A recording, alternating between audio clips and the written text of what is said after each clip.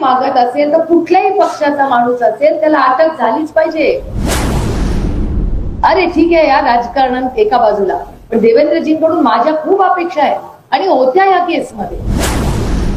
मला वाटलं तर असं पटपट आता देवेंद्रजी मुख्यमंत्री आहेत, पटपट सगळ्यांना अरेस्ट करतील आणि बीड मध्ये सुजलाम सुफलाम करून zero tolerance against crime. Sanjay Rathod, ती मुलीचा आरोप झाला तर आठवत असेल तुम्हाला, तर त्या संजय राठोडांच्या वेळीच पण राजीनामा उद्धवजींनी घेतला होता त्यांचा. तो केस चालूच होती, पण नैतिकतेवर तेव्हा उद्धव ठाकरेजींनी निर्णय घेतला की संजय राठोडांवर आरोप होत आहेत, त्यांनी बाजूला झालं पाहिजे आणि ते योग्यच निर्णय होता. तर आमची एवढीच मागणी आहे की नैतिकतेवर त्यांनी राजीनामा द्यावा आणि हे मागणी रास्त आहे. मला वाटतं त्याच्यात काही जोपर्यंत इन्क्वायरी पूर्ण होत नाही थोडा वेळ बाजूला जा. इन्क्वायरीतून तुम्हाला जर क्लीन चिट मिळालं तर प्रश्नच येत नाही, पण नैतिकतेवर. आणि सुरेश दासांचं एक स्टेटमेंट आहे तुमच्याच चॅनलवर मी पाहिलंय की नैतिकतेची आणि यांची कधी भेटच झाली नाही असं सुरेश दास म्हटलं. आणि तुमच्या चॅनलवर माझ्या मनाचं नाही, यांच्या चॅनलवर पाहिलेलं बोलतो. सुरेश दासांनी भेट घेतली त्यानंतर मला खूप वेदना झाली. मला खरंच सांगते, एक तर सुरेश दसांनी मी अनेक वर्ष एकत्र काम केले, पण मला खूप वेदना झाल्या येऊन.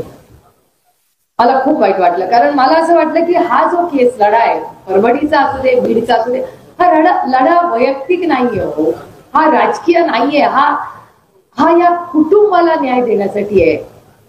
हा एक सामाजिक प्रश्न आहे. तो मोडून म्हणजे जर आज कोणीही खंडणी मागत असेल तर कुठल्याही पक्षाचा माणूस असेल त्याला अटक झालीच पाहिजे.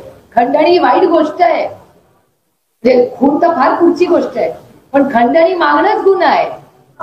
तर खंडणी मागण्यासाठी या लेकराचं आयुष्य उद्ध्वस्त झालंय, हा कुठला न्याय मला सांगा.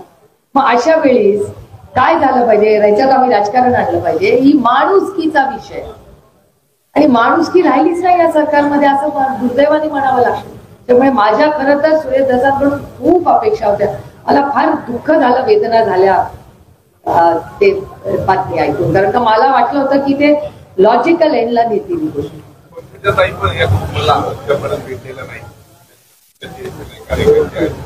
नाही, मी एक तर कोणाला काही सल्ला बिला देत बसत नाही, तो त्यांचा वैयक्तिक प्रश्न आहे, त्याच्यावर मी कसं बोलतो.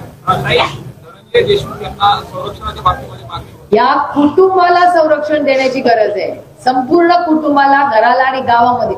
माझा एक प्रश्न आहे हो, मला एक सांगा तुम्ही विचार करू की इथे सिक्युअर आहे ना, यांच्या आईला का भीती वाटते? तुम्ही विचार करा की एक मुलगा गमावला आहे, तिला आजही भीती वाटते की दुसरा मुलगा बाहेर. मग प्रशासन काय करतंय? 60 दिवसामध्ये इथे येऊन बसून त्यांनी हे रिझॉल्व्ह करायला पाहिजे होतं, इथे कॉन्फिडन्स द्यायला पाहिजे होता. अहो महाराष्ट्रात बॉम्ब ब्लास्ट झाले, मुंबईमध्ये आदरणीय पवारसाहेब 3 दिवस बसून सगळं त्यांनी ठीक केलं. का नाही या राज्याचे गृहमंत्री बीडला येत आणि म्हणतात झिरो टॉलरन्स अगेन्स्ट क्राईम. मी बीड मध्ये आज नंतर एकही गुन्हा होऊ देणार नाही, ही अपेक्षा आहे माझी देवेंद्रजींकडून. अरे ठीक आहे या राजकारणात एका बाजूला, पण देवेंद्रजींकडून माझ्या खूप अपेक्षा आहे आणि होत्या या केसमध्ये.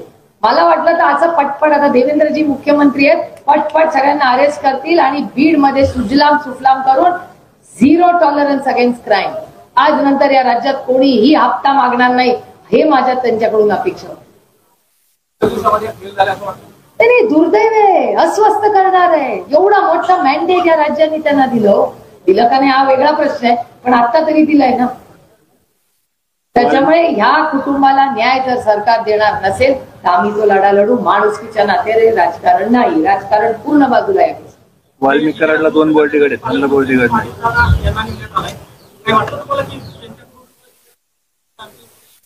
अर्थातच ते या राज्याचे डेप्युटी चीफ मिनिस्टर आहेत, ते यामध्ये येऊन गेले. माझी एकच अतिशय विनम्रपणे बीडच्या पालकमंत्र्यांची विनंती माझी राहिली, जी मी मागणी करणार आहे, त्यांना पत्र केलंय मी तयार, मी पाठवणार आहे त्यांना, की हे सगळं माननीय मुख्यमंत्र्यांनी हे नीट करावं. कारण गृह मंत्रालय, मी महाराष्ट्रातील खासदार नाही तर महिला म्हणून मुख्यमंत्र्याकडे जाणार आहे.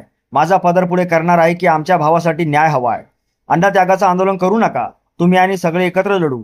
बजरंग सोनवणे आणि मी केंद्रीय गृहमंत्री अमित शहा यांची भेट घेतली, त्यांनी आम्हाला शब्द दिलाय या विषयात लक्ष घालेन. मी पुन्हा सांगते, आम्ही दोघे फोटो टाकू शकलो नसतो.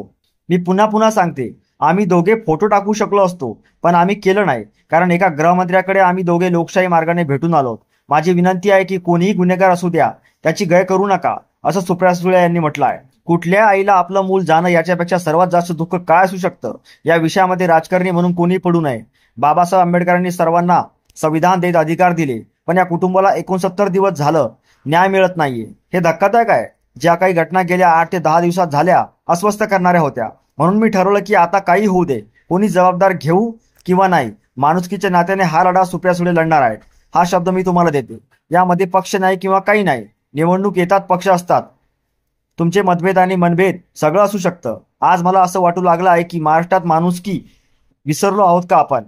आमचे आणि मुख्यमंत्र्याचे टोकाचे राजकीय मतभेद आहेत, पण त्याच्यामध्ये खूप अपेक्षा होती. आमचे आणि मुख्यमंत्र्याचे टोकाचे राजकीय मतभेद आहेत, पण त्यांच्याकडून खूप अपेक्षा होती. देशमुख कुटुंब त्यांना भेटल्यावर 8 दिवस न्याय मिळेल अशी माझी अपेक्षा होती. राजकारण चालत राहिलं, पण अशा वेळी वरून एक सिग्नल दिला गेला पाहिजे. हे राज्य आता मी चालवतो, या राज्यात अशी कोणतीही कृती सहन करणार नाही. प्रत्येक पोलिसाला समजलं पाहिजे, आजपासून मधला नेता असेल त्याचं खपून घेतलं जाणार नाही, असं आवाहन सुप्रिया सुळेंनी केले. जे झालं त्याच्याबद्दल मी मनापासून दिलगिरी व्यक्त करते.